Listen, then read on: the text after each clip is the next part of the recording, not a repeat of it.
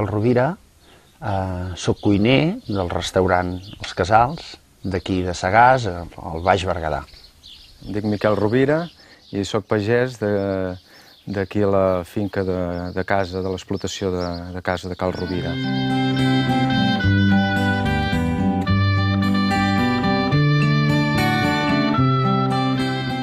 I jo penso que sí que és un abans i un després. O sigui, això, no? Que hi ha hagut tant un salt qualitatiu, penso, com quantitatiu, perquè crec que s'està explotant, com de qualitat sobretot, no? Perquè és un referent, diguem, o ha estat o és un referent quasi mundial, no? Actualment. Vam pensar un bon dia que era el nostre fet diferencial.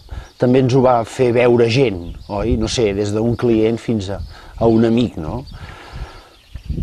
Vull dir, és això, jo penso que surt de la naturalitat i tendim a naturalitzar-ho. És normal que utilitzem els nostres productes si vivim a dintre d'una explotació, si som 5 germans, si tots treballem aquí i jo per casualitat, o els Casals, pel que sigui, doncs és un restaurant. I el fet que siguem germans doncs fa que cada dia ens veiem i cada dia ell ve allà. Nosaltres, la nostra casa, la casa de pagès pròpiament, està a 1,5 quilòmetres d'aquí i aleshores hi ha molt va i ve d'ell cap a nosaltres i de nosaltres cap a ell.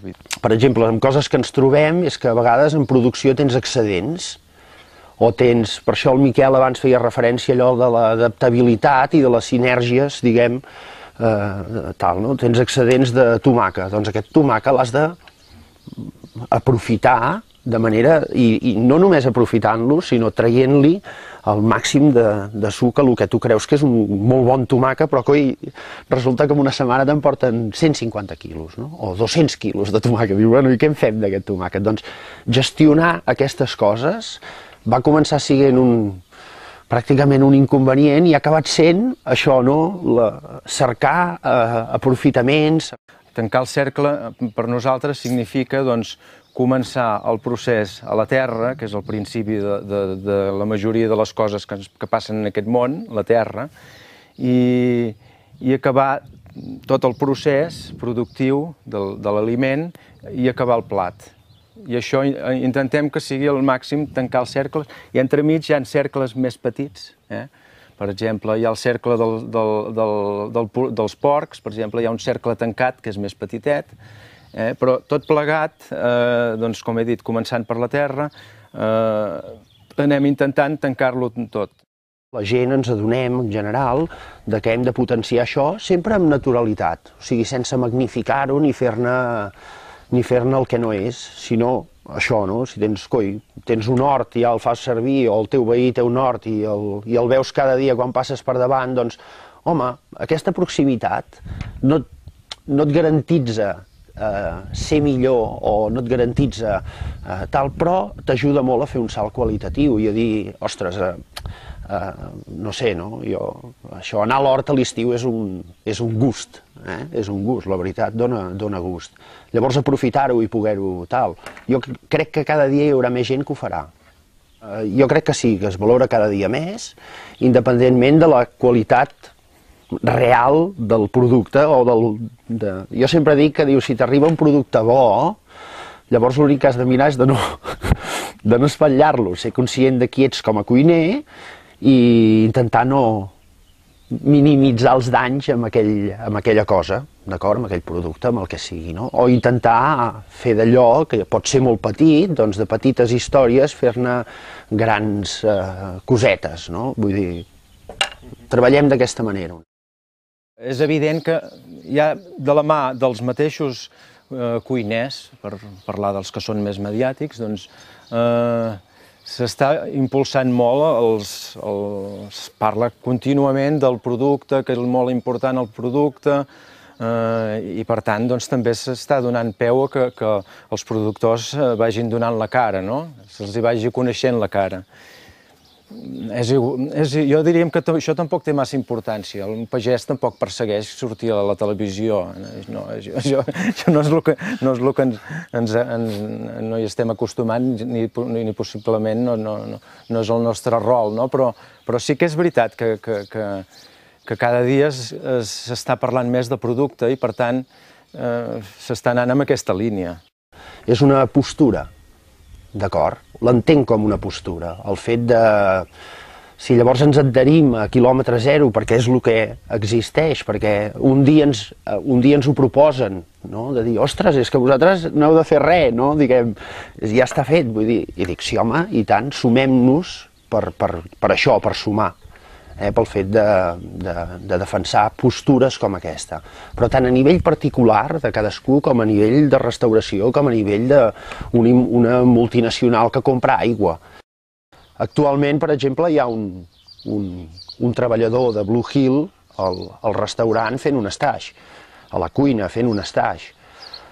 La sinergia és positiva i és bona, no? Per què? Doncs perquè ell en un dia de visita aquí va veure 4 coses que jo no sabia i me les va explicar, i en canvi doncs, ell d'aquí doncs, també em va treure tractaments, jo què sé, dius, un nord-americà amb el blat de moro i té una relació molt especial. Vull dir, per ells el blat de moro és una cosa molt especial, no? Doncs va venir aquí, jo que no tinc referents de blat de moro, i va veure que treballava amb el blat de moro d'una manera absolutament diferent a la que ell feia. Doncs segurament també en va treure conclusions. Potenciar la venda directa del productor directament, sense... Tampoc em vull oblidar de tot el sistema de distribució, que és molt complex i és molt complicat. Entenc que és un món molt complicat, tot el sistema de distribució global que gastem tots, jo poder tenir un mango sud-africà cada dia, ostres, és complex, no? Entenc? Vull dir, sense oblidar això, jo penso que és important que també existeixi aquesta proximitat i aquesta responsabilitat de part del productor, del seu producte, i venda pràcticament directa, a mà. Tot el que sigui portar el teu producte el més a prop del consumidor és una cosa que és un repte, però que és un repte que hem d'aconseguir perquè si no ens hi va la pell, diríem. En el món agrari jo crec que si no, no tenim massa alternatives. Jo entenc que això no està a l'abast de tothom per qüestions ja personals, diríem, perquè té certes complexitats, té bastantes complexitats. El que passa que sí, que jo crec que sí que s'ha de tirar per aquest camí. És a dir, el món de pagès, si no explorem també el sector terciari, és a dir, els serveis, ho tenim bastant difícil, molt difícil ho tenim. I per tant, jo crec que sí que és una veta que s'ha d'explorar. Una cosa com això o coses semblants, que ja s'estan fent, El que passa que potser no està a l'abast del 100% de pagesos. El veig amb moltes dificultats, perquè sempre n'hi ha hagut de dificultats, però sí que és... Jo no sé si ens en podrem acabar de sortir, però sí que és un món que... i ho estem veient ara amb aquesta crisi, que encara, dintre de tot, encara està aguantant bastant el tipus, diríem. Possiblement perquè, jo els hi deia amb la gent, ara vosaltres sembla que tot estigui en crisi, i nosaltres, com que ja estem tan acostumats a estar en crisi, ja ho relativitzem i ens en anem sortint. I jo crec que ens en anirem sortint, amb moltes dificultats.